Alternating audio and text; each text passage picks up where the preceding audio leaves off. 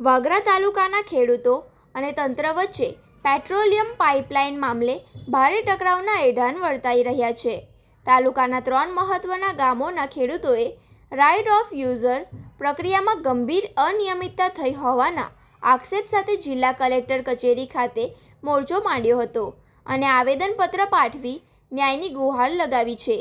વાગરા તાલુકાના જિલ્લા કલેક્ટર કચેરી ખાતે મોરચો માંડ્યો હતો અને આવેદનપત્ર પાઠવી ન્યાયની ગુહાર લગાવતા ખેડૂતો દ્વારા કલેક્ટરને આપવામાં આવેલા નિવેદનપત્રમાં વર્ષ 2021થી 2025 દરમિયાન કેન્દ્ર સરકારના પેટ્રોલિયમ અને મિનરલ્સ પાઇપલાઇન અધિનિયમ હેઠળ વેગની, કલાદરા અને કોલિયાડ ગામની જમીનોમાં રાઇટ ઓફ યુઝરની નોંધ કરવામાં આવી હતી.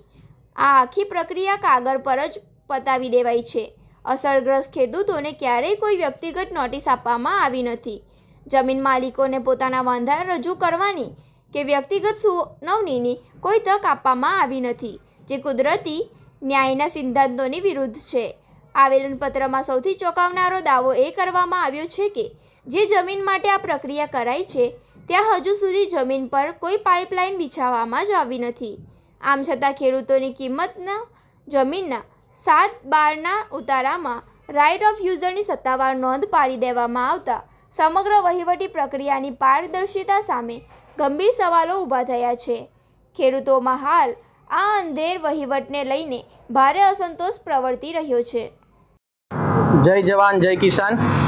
હું વેંગણીથી ઘનશ્યામસિંહ મહેન્દ્રસિંહ રાજ.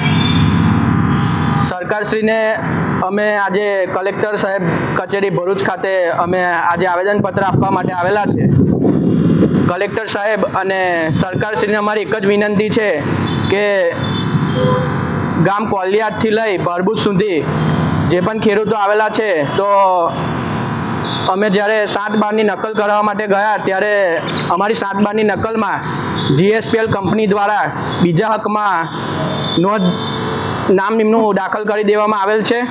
તો અમને ખેડૂતોને જાણ થતાં અમારા ખેડૂતો સાથે કોઈપણ જાતની ચર્ચા નથી કરી, કોઈપણ જાતનું વળતર અંગે અમને જાણ નથી કરી કે અમને કોઈપણ જાતની નોટિસ પાઠવવામાં આવેલી નથી અને એ લોકોએ એમનો બીજા હકમાં નોંધ કરી દીધેલ છે.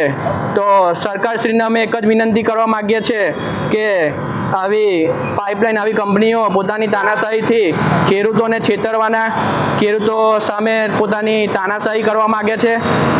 આજે તમે જોઈ શકો છો કે ખેડૂતને કોઈ પણ જાણ નથી. આજે અમે તો ખેતી કરીએ છીએ, હમણાં ચોમાસામાં ખેતી બંધ રહેવાથી અમે જ્યારે નકલ કરાવી ત્યારે અમને જાણ થઈ કે 2025માં એ લોકોએ પોતાની બીજા હકમાં નોંધ પાડી દીધેલ છે અને જ્યારે એ લોકો તરફથી અમને કોઈપણ જાતની જાણ કરવા માટે આવેલ નથી. પણ જો એ લોકો પોતાની તાનાશાહી કરવા માગશે તો અમે બધા ખેડૂતો ગાંધીજી માર્ગે એ લોકોનો વિરોધ કરીશું અને પાઇપલાઇનનું કામ બંધ રખાવીશું. નામ નટવરસિંહ દલપતસિંહ રાજ, વેંગણી ગામના ખેડૂત.